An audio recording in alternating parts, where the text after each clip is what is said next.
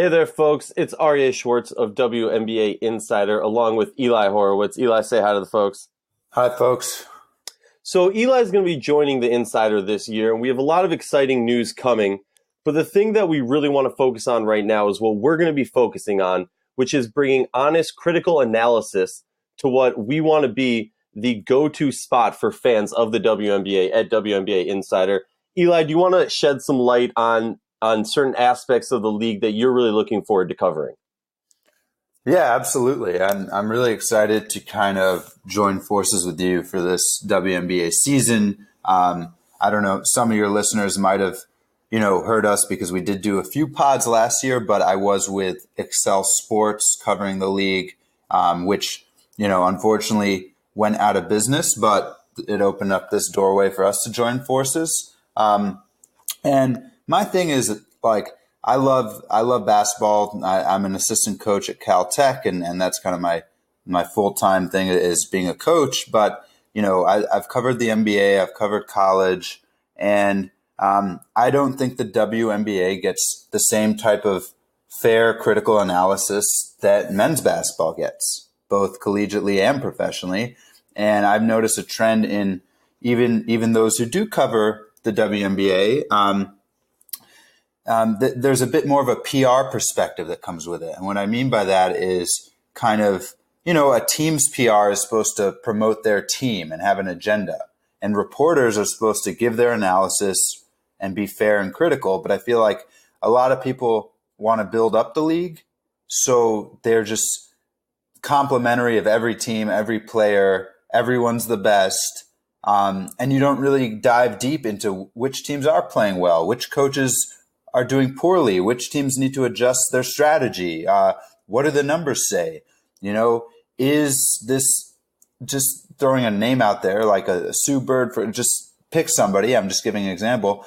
Are they actually good on defense? What do the advanced metrics say? And I think I want to be somebody who's calling it like I see it. And I think in the long run, more people will want to tune in if they feel like the analysis and coverage is fair and accurate. I completely agree, and that's 100% what we're about at WNBAinsidr, so we are beyond excited to have you join us. Let's get right into it. WNBA free agency period started, I believe, yesterday. Even before that, we are on the cutting edge, breaking some news. You were right there with us, breaking news about the Renee Montgomery signing, which shocked a lot of fans, and has probably taken the headline of the free agency period so far. But before we necessarily hop into that, because I think that might take up a little bit more time, I want to chat about a few other things that went on. We all expected the Aces to make a splash, and they made, two splashes at once, signing a big down low in Carolyn Swords, who a lot of people aren't necessarily surprised. Coach Bill Laimbeer had her back in New York days. And she spent last year in Seattle, but we know they work together, and that's kind of a very Bill Laimbeer style player to bring over. And quote unquote Bill Laimbeer, when it comes to their other signing of Tamara Young, there isn't a harder working player in the W than Tamara Young. She leads by example in that category, and I think that speaks volumes of why he brought her over there, but what she can do for the team. And remember, Vegas not only is completely new in this new location, but also new coach, new front office, and a lot of young players who you could argue are new faces to the league and to each other. What are your thoughts, Vegas, right now?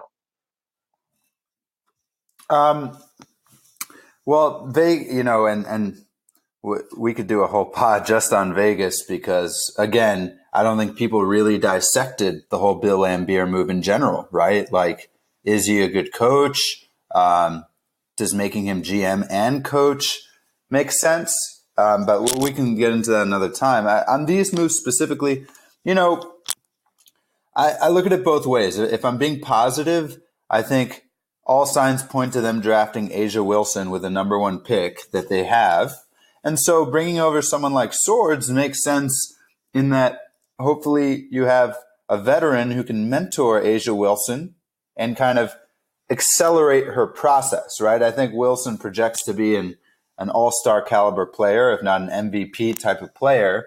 But it still helps, no matter how talented you are, to have someone who's put in the time, who knows the league, who knows how to play at the professional level and all the stylistic changes from college. So I do like that aspect of it. But what I don't like is, and I've seen this at the NBA level with some of the GMs who are also coaches, I'm hoping Bill Laimbeer doesn't just sign X players. You know what I mean? Like, do what's best for this franchise now.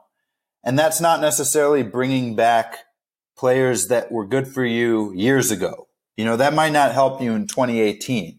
And I just, Tom Thibodeau of Minnesota pops to mind of, bringing over Taj Gibson from Chicago and Jimmy Butler. And not saying those are bad moves specifically, but I really want to see the Aces build a young team that can compete for a title in 2 or 3 years. And I hope he doesn't just bring over veterans thinking he can win a title this year and sacrifice the flexibility he has moving forward.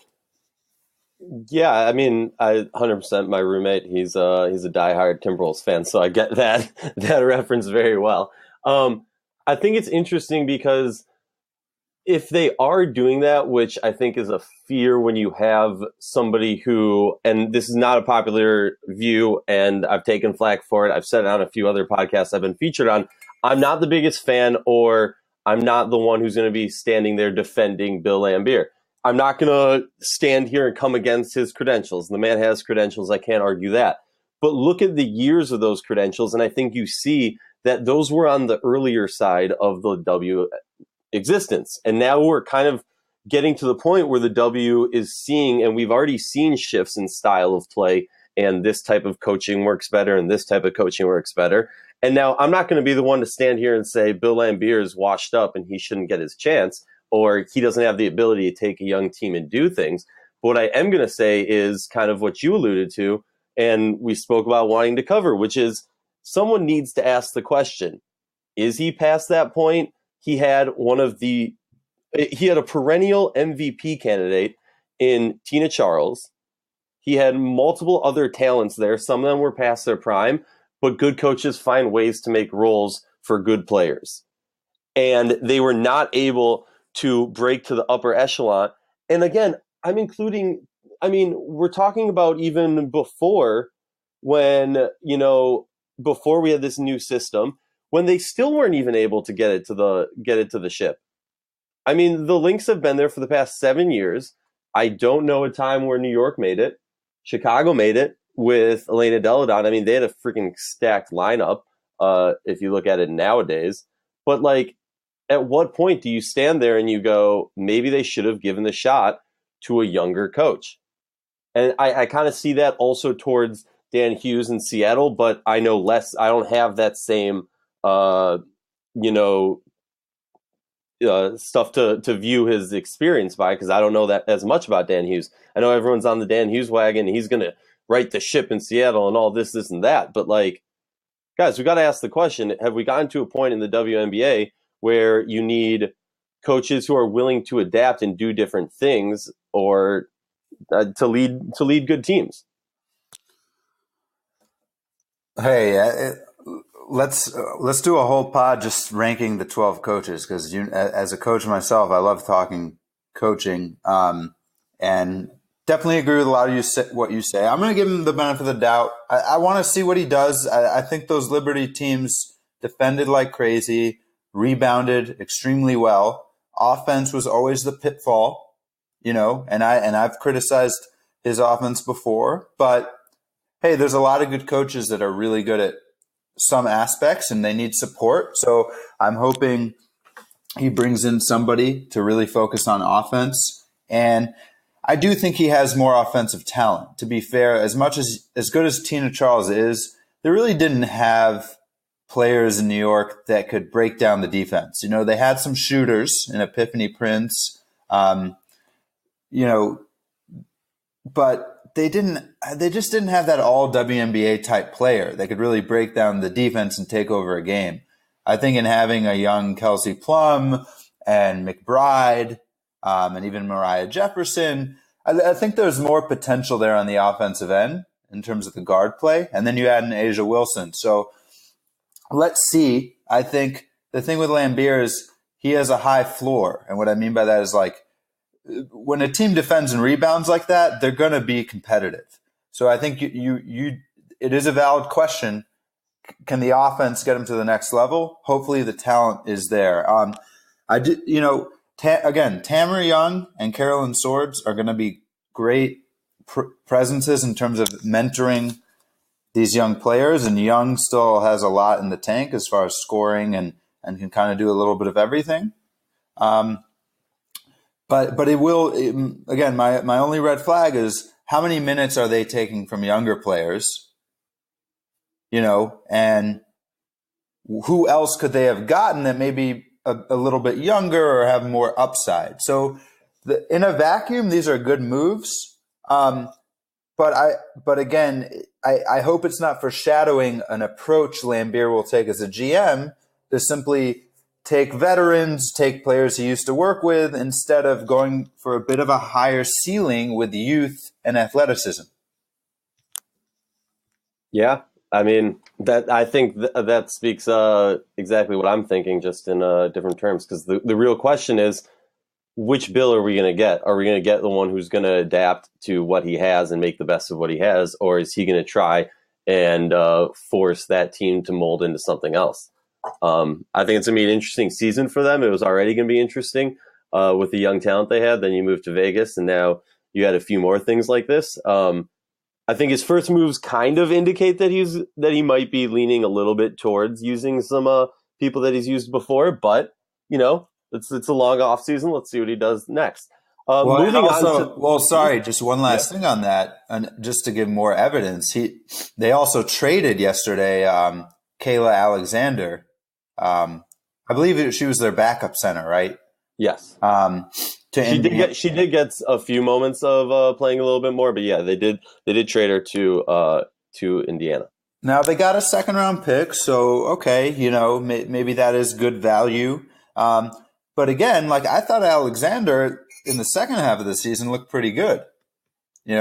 She's athletic, she's long, she's active. And I think she kind of, even though it wasn't winning a lot of games now, I think she kind of fit the type of team they were developing, of a guard-oriented team that's fast-paced. And they and what I'm seeing is they basically traded her so that they can bring in Wilson in the draft and Carolyn Swords to kind of be that backup mentor.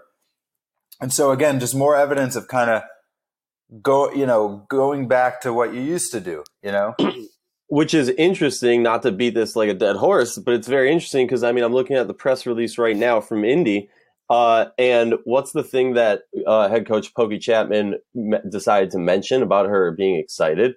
Her size, her length, and her offensive efficiency, and her ability to bolster the paint on both sides of the court. Now, if that's something that I feel like, yeah, Carolyn Swords has done a great job. Like we saw when she was in Atlanta, she struggled a little bit offensively. She's going to play some great defense, but I agree with you. She could have been a great mentor to train this young player to really take the next step in her career. Yeah. On the other hand, Indianapolis, very exciting for them to have her. I think they've kind of lacked having her, a player like her. Typically, they go with a slightly shorter, stockier player who can't necessarily run the court as well. And I'm excited to see what Indy can do when they get a player that can really stretch the court, score offensively, and be a threat in the paint. Right. Yep. So we'll see. Again, getting a second-round pick, it's decent value because in the WNBA draft, you can get a pretty good player in the second round. Since there's only 12 teams, you know what I mean? Like a second-round pick in the WNBA is equivalent to like a late first in the NBA, right? Because it's like picks 13 to 24. So I do think, again, it shows a trend that they were freeing up room for more of a veteran, but that is good value, depending on who they take. They're getting a first-year player, and Alexander's a fifth-year player. And as I did like Alexander, but 5 years in, there's definitely more upside in a pick. So, like I said, we don't want to beat a dead horse. I do think that is a good move, but let's put the pause button for now. All right. Moving to the other coast, and what I think is probably the second biggest transaction happening would be Monique Curry returning to the Washington Mystics right after it was announced, or I guess the morning after, the day after it was announced that Emma Miesemann will not be playing this year due to overseas commitments.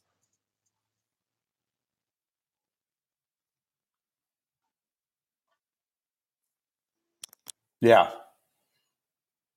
Let me know your thoughts. I mean, this is going to be huge as far as, okay, DC struggled, and I think even if Emma was back next year, I saw Mo going there anyways, just as a perfect fit as far as team-wise and what they need in the locker room. Well, I'll start with Miesemann. It's a huge blow. You know, there's no way to sugarcoat it. Like, this Mystics team, they went to the I guess there's no conferences in the playoffs, right? I was going to say they went to the Eastern Conference Finals, but they went to the semifinals, right? They did get swept by Minnesota, but I think we saw enough in that conference finals to feel like they were kind of they're the team that could challenge like Minnesota and LA, like them in Connecticut, you know, Connecticut with their really young core, but Washington with Elena Delle Donne and Miesemann, you felt like, man, if that team is healthy and together and has a training camp with Coach Tebow to really fine-tune what they're doing, because they had so many injuries last year. So I felt like them healthy for a year, I wouldn't pick them ahead of the Sparks or Minnesota, but man, I feel like that's a team that could go back to those semis and take a game, take 2 games and take that to a game 5 and really be a team that could be in the title mix in the next few years. But they can't do it without Miesemann. As good as Delle Donne is, Minnesota and LA are just too deep, too many stars, and to lose someone like that's a huge blow. And it's unfortunate because whenever a team loses someone that impacts the playoff conversation, that's worse off for the league and the fans and everybody, right? We're just losing a quality player to watch. Yeah, and she's really stepped into the spotlight. Last year, again, she was beat and exhausted. I think what's really going to go noticed this year, though, is a lot more of the spotlight is going to fall upon Elena Delle Donne. Now, obviously, she's one of the top players in the league. Is she one of those players that can play a full season consistently and stay healthy the whole season? I think that's a question that a lot of people don't like to talk about because, when was the last time she played a full season? Has she ever played a full season? I'm going to pull it up right now, but I think it's fair. And again, we're not here to, make friends. We're here, we're called like we see it. She's had a number of injuries. She has the Lyme disease as well, which is unfortunate, but can flare up at any time, right? And cause her to miss time. And that's really the value of Miesemann. Like when Delle Donne's out, Miesemann can carry them for stretches. If Delle Donne misses 5 games, Miesemann is good enough that when they're playing like a league average team, can carry them to a win. And then have Kristi Tolliver also. And then you add into that, I mean, and that's the way I kind of look at it. The way that the Mystics are set up, they really lean on Delle Donne. But then after Delle Donne, you have Miesemann who can take a huge load of that. And the little bit extra, you got Kristi Tolliver. Now, that's not me knocking at the players that I just mentioned. That's me just saying the way the team's built is they kind of set it up like a pyramid where they're displacing all of the weight that they need to do onto different players in a way that their best player is getting the biggest workload, then their next best players are getting the biggest workload. So what they need is, someone like Mo Curry to come in there and get like a second tier player that can equally take that load when one of their players is stepping out. Now what happens with Miesemann gone, that totally shifts the dynamic of the team just as far as points, defense, and who's going to handle the workload on the occasion that Delle Donne gets injured.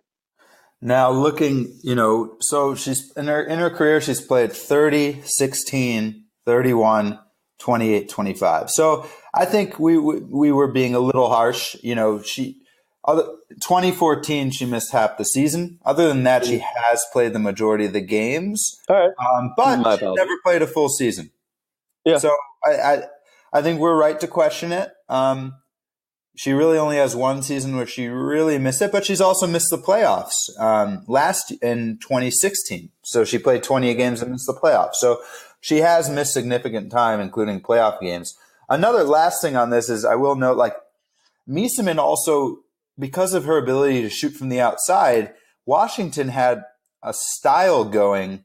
It was interesting because before last year, it seemed like they were going to try to be like an outside team, right? Like Deladon and Miesemann in the front court can both shoot threes. They have Tolliver, a lot of guards. But then they started Crystal Thomas and really actually became a really good rebounding team and kind of had some inside presence. And so I was kind of curious to see what direction Tebow was going to go this year. But now with Miesemann out, I would guess it's going to be a bit more of a traditional type of lineup with Thomas at the 5. Yeah, and I'm getting reports. I don't think they've officially announced it. I have reports that she's been signed back.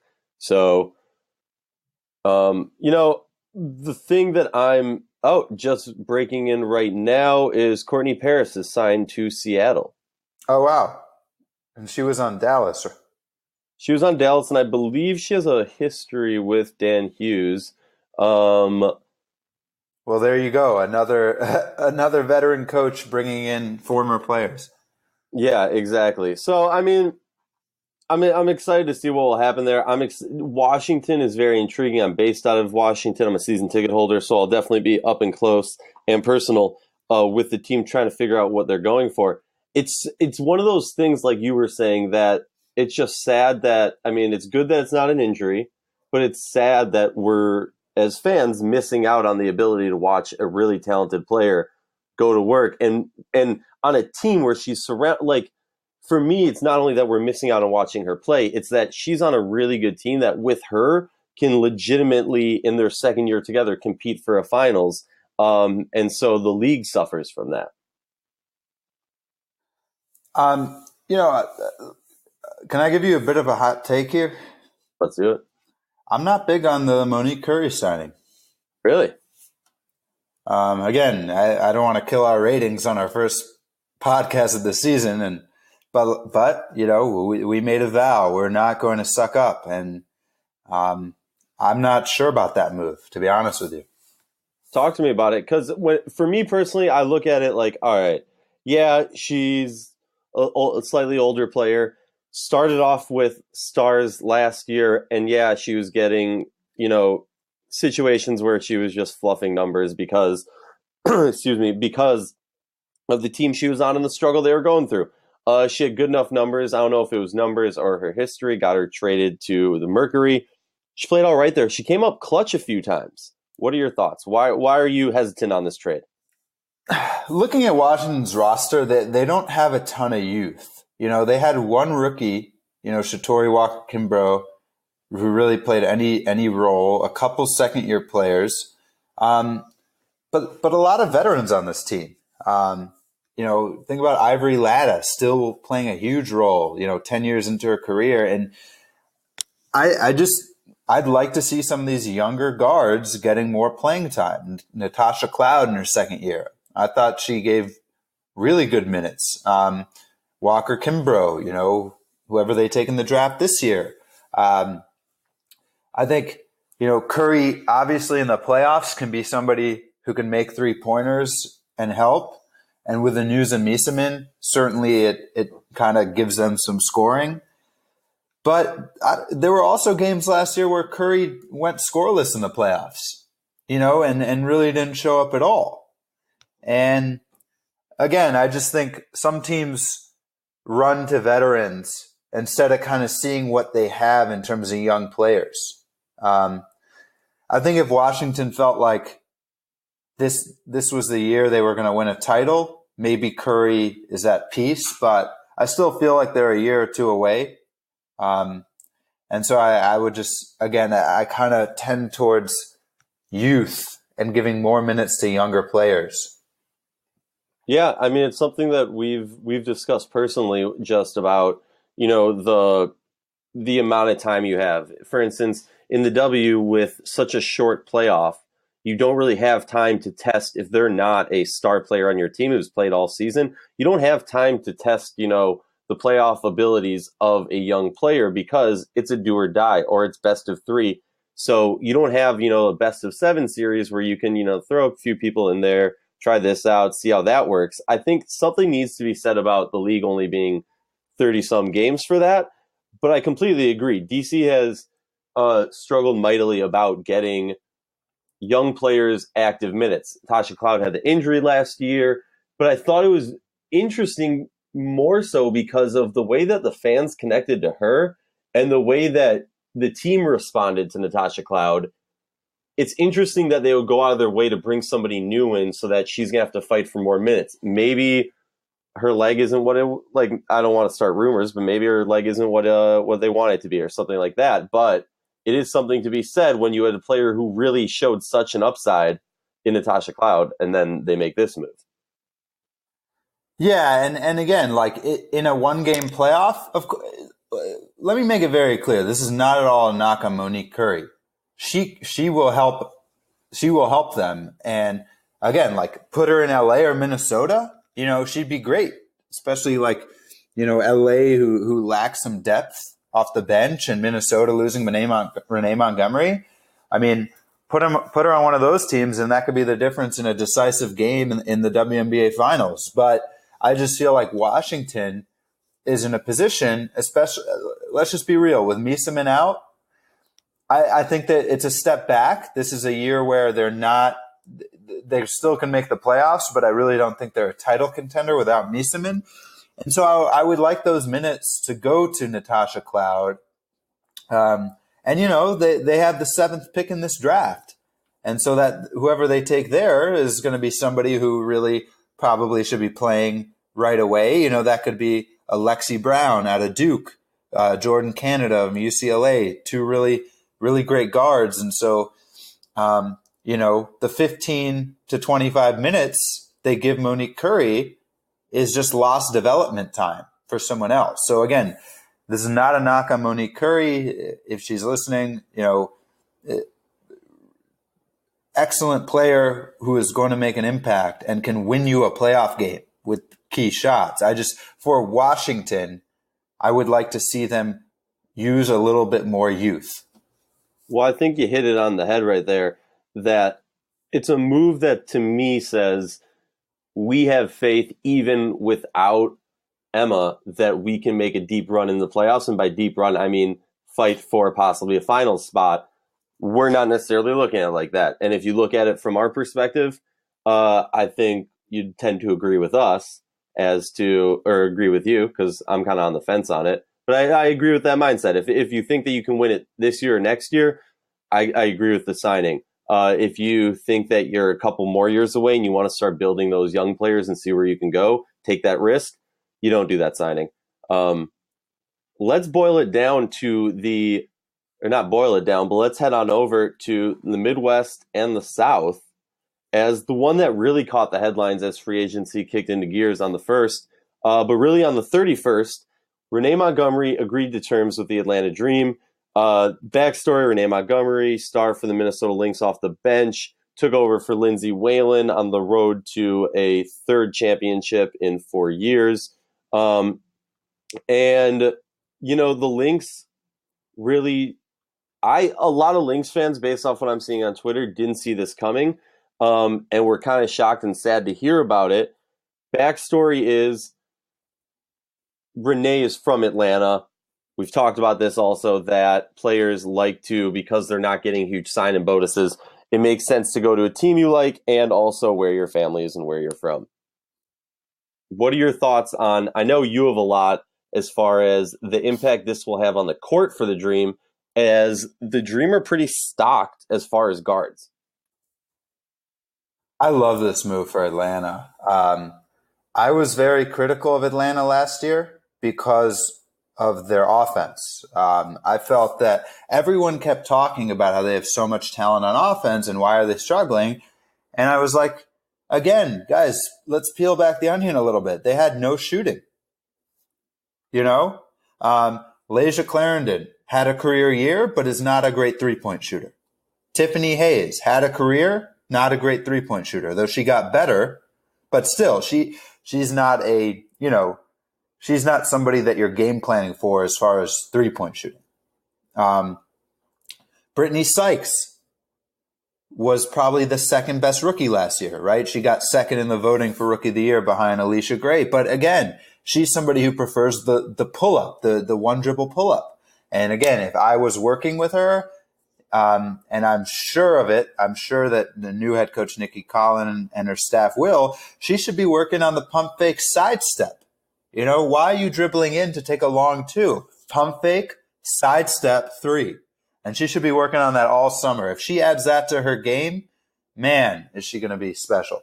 But they just didn't have lockdown shooters. And Montgomery can shoot the three. She can dribble, penetrate, and open up easier shots. See, someone like Layshia Clarendon can make the three if it's a wide open catch and shoot. But if she has to create it for herself, that's difficult. But someone like Renee Montgomery can get into the lane, kick it out, and help these players like Hayes and Clarendon and Sykes get easier threes as they develop their shooting ability. So I love the move. I can see her playing alongside Clarendon because remember, Clarendon has kind of bounced around at the 1 and the 2. And she played off ball quite a bit as well last year. So I think this is a great move. I know there are rumors that Atlanta is looking to trade Clarendon. I don't know why. I think they can coexist. And again, if you want to go ahead. It's interesting. It's interesting you say that. I was reaching out to a few sources and people in the know, and they basically said that the rumor was there, like the murmur of a trade was there, and it quickly got shut down. I don't know if it because it got out or if it was a misspoke and somebody was just like, no, this is part of our plan. The amount that I was told that, like, the way that I was told that no, there is no trade happening, makes me feel like there's definitely their plan is to play them together. Oh, yeah. So you think starting? Well, that's the interesting part. The thing is that you have 4 players. I mean, you got Hayes, you got Clarendon. Who else you got? Well, Holmes ain't going to be around there. Williams is. I mean, you have so many players that really could start at that position. I don't know who they're going to start, but the thing that I don't think it's going to happen. Thing I would like to see happen is kind of a rotating start. Not in a like. Why can't you just start them right next to each other? You can start them right next to each other, but you don't want to forget about like Brittany Sykes. You don't want to start her too. Well, so that's the kind of the joke going right now. Are they just going to start, 5 or 4 guards, 4 guards in the center? Why not? I mean, again, that we need to see more. I'm not saying they're going to do that. I believe Nikki Collin is a coach that is not going to be afraid to try something like that. Maybe not to start the game, but I see her playing a lot of small ball. Just looking at what Connecticut is doing. Connecticut basically starts 5 shooters, right? Because Jonquel Jones can knock down the 3. I believe she'll bring – and in her first interview I listened, she's talked about the three-point shot and how important that is. I don't think she's going to be afraid to try something like that. And the reality is those are very good defensive players. Renee Montgomery is a great defensive player. Clarendon, a great defensive player. Brittany Sykes and Tiffany Hayes, I believe, can be great defensive players. They definitely have the athleticism to do so. So Amani, former NCAA Defensive Player of the Year. Exactly. They really do have a defense team, and it's interesting you say that about the 3-ball. If you happen to follow Amani on social media, I don't know if you do, but of recent, I've noticed that. Well, she's not going to start over Tiffany Hayes. Over Elizabeth Williams. You're right, but I could see them, moving around. Again, what I think is going to end up happening with their team is it's going to be a team where there's not going to – you're going to have certain guards that are going to be getting huge minutes, but I think you're going to see a lot of rotations, a lot of switching in and out early on in the game and continued – and kind of early on in the game, especially in the season, to figure out who her players and who works together well.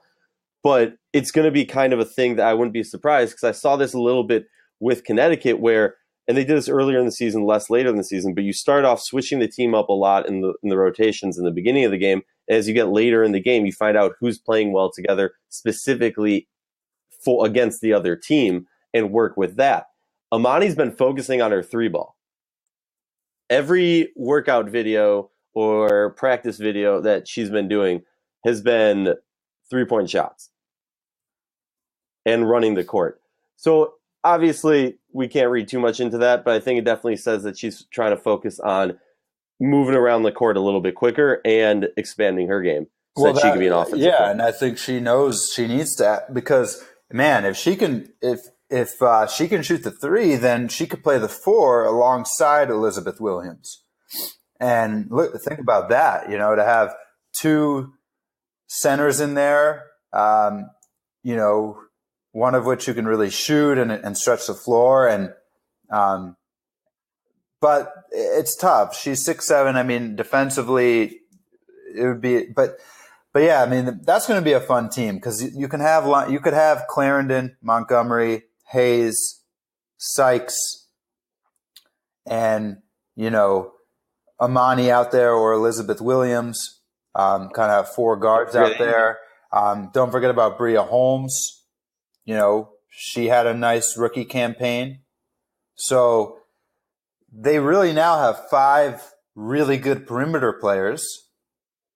And then, 2 bigs who are athletic. So I see this team kind of being more of a fast-paced team. And now that they have Montgomery, I think they're going to really work on the perimeter shooting and just be a fun, fast-paced team. And you got to do something different, because you're not going to beat LA or Minnesota. You're definitely not going to beat Minnesota trying to play a kind of an inside rebounding physical game. Well, that's what I was going to say. Well, all right, first of all, I should, just so people are aware, Bria Holmes will not actually be playing this season due to a pregnancy. So congratulations to her and the newest little Atlanta Dream fan, but she's excited to come back next year. But I think you're touching on the topic that I wanted to point out, which is this team has the ability to set out a lineup that can compete with different teams in this league. They have that small lineup, but they can also shift their lineup around to adapt to play against bigger teams. Right. Now they did lose Sancho Little to Phoenix. So, I'm not. Sancho is very good on the glass, so that is one of my concerns. Elizabeth Williams. What are your thoughts there? Because I feel like while they do have a lot of great perimeter players, and now they have some nice length and athleticism in the paint, do you think they lack a little bit of rebounding and toughness inside? So I think that's going to be the toughness itself. I'm not going to say inside versus outside. The toughness itself, I think you're going to see a completely different style as far as being tough when Angel McCoughtry comes back, because you have a much younger team that I think Angel's the oldest person on the team now. And I think you're going to see her it's always been her team, but you're going to see her kind of take that leadership role where she kind of takes the identity of the team. And I think they're going to be a lot more tough. As far as in the paint and losing Little, I don't know if this is unpopular belief. I'm not going to pull any punches. I think she's a great player. Still has a lot of gas left in the tank. I think this touches on what we were speaking about earlier and kind of a theme of the W, which is you got to give it to the younger player. Let them get minutes. I think it's a question mark of can they fill that position, but in my mind, it's not a question. I think they're going to fill that easily. They have young, talented players who can really step up.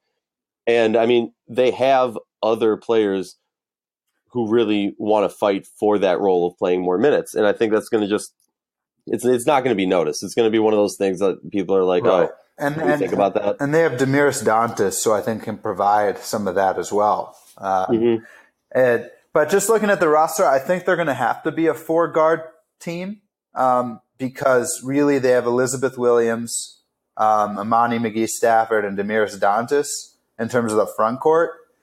And if you only really have 3 front court players to rely on, then I feel like you kind of have to play, kind of a 4-out, 1-in style, right? Because if you start 2 and you get in foul trouble, you're really in trouble then.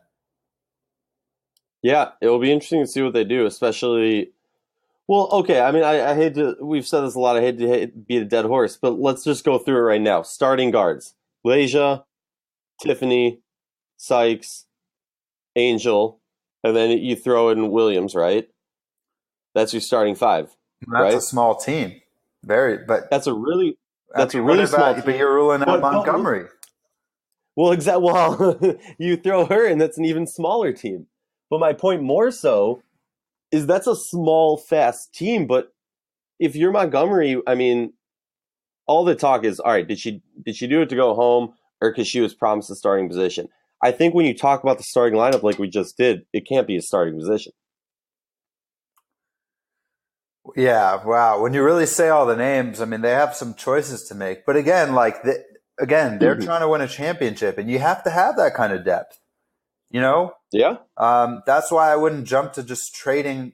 I could see them trading one of those players to get another front court player, and I think that makes a lot of sense. But I wouldn't do it unless it's the right deal because, like we said, you have to have a different style if you want to knock off Minnesota or LA, and you need that kind of depth to win at the highest levels. In the regular season, yes, there's going to be some tough choices in terms of minutes. But if they're serious about winning a title, I think you need that many good players. And you need the mentality of the team. The mentality of the team, I think, is one of the things that you don't see in other teams. You see it in the Lynx. You see it in the Sparks. The Mercury used to have it. They don't anymore. And I think you're seeing that growth of it in Connecticut. And can Nikki bring it down to Atlanta, which is kind of know your role. We have certain players to fill certain positions. We have depth on our team. And that depth doesn't mean necessarily that starting small forward is better than the backup small forward. It might just mean that she works better with the current lineup, or the next team we're playing, she's going to size up better against their player. You need that mindset, and that mindset of we're on a bigger mission. No matter what's happening, even in the last game of the finals, you always need to be on that mindset of we're on a bigger mission. Yeah, and I mean, look, that is a great 8-player rotation. Incredible. I mean, you talk about, Dantas, Williams, and Imani in the front court and the 5 guards we mentioned. And then you have a veteran in Adjavan, if she resigns, kind of the 9th. I mean, that's what it takes to win in the playoffs. So I'm excited about Atlanta. I think the Montgomery move was so spot on. It really fills a void of what they were lacking last year. And I think the coaching change, you never want to see someone lose their job, but I think what Nikki Collin will bring from her experience in Connecticut is just invaluable with a modern style of play. I mean, I'm beyond excited for this season. Also, a topic we're definitely going to have to breach is, I'm going to butcher her last name, Liz Cambage, or I'm butchering the last name, sorry. Cambage? I don't even know. Yeah, it's okay. I already made like 2 typos on Twitter, like with names. I just go so fast. Exactly, and I get a lot of crap for that too. I'm excited. I'm typing fast. I want to get the information out there. We got to talk about her. She's a giant who's come back from Australia, and is going to be looking to play. Or supposedly, due to the signing of Courtney Paris, people are saying it's obvious. She's already announced in multiple news outlets down under that she intends to play for Dallas. So that'll be interesting. Getting just a behemoth, somebody who has a history of going up against Sylvia Fowles and Sylvia Fowles-esque players and being able to go step for step. So that'll be interesting. Eli, we've been chatting about this personally, and we want to announce it to the world. We don't feel that there's enough coverage for every team. We feel a lot of times that the W's promoted as like a 5-story league. And what we plan to do is over the next 6 weeks, each week cover in-depthly 2 teams. We've discussed this. We are deciding right now on air which two teams we want to cover. I'll let Eli pick one, and then I'll pick the other. Eli, you can go first if you want. Oh, wow. They didn't put me on the spot. Well, yeah, we are. So, yeah, one of our things with our pods is we're really going to dive deep on teams, right? And so, not just the headlines, so fans of every team are going to get, equal time, really diving deep. And we're going to bring you news. We're going to bring you X's and O's, players. So that's going to be really cool.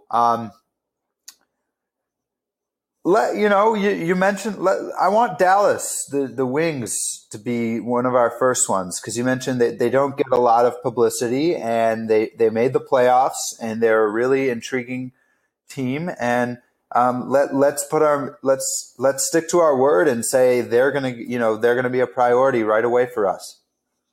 All right, I like it. The Dallas Wings, team number 1, and now the pressure's on me.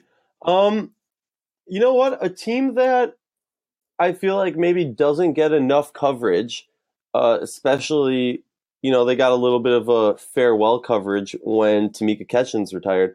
I'm going to go with Indiana Fever. They've made a few moves. There's a few question marks. And with Pokey Chapman, I'm really interested to see. They've got a good young guard. Let's see where they can roll with that. And they've got a few vets. I'm going with Indiana. I think there's going to be some interesting storylines that most fans of the W aren't aware of. I love it. So great. So Dallas, and we're going to bring you Dallas and Indiana next week.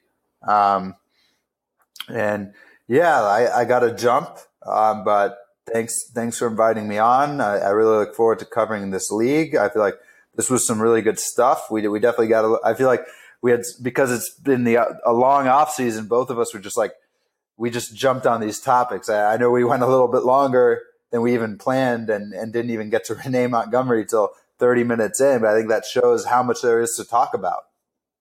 Yeah, and on various teams, which is exactly why we're going to be covering different teams. Excited to have you. I'll let you get out of here. Remember, guys, we're on Twitter, WNBAinsidr.com. Eli, what's your Twitter handle again?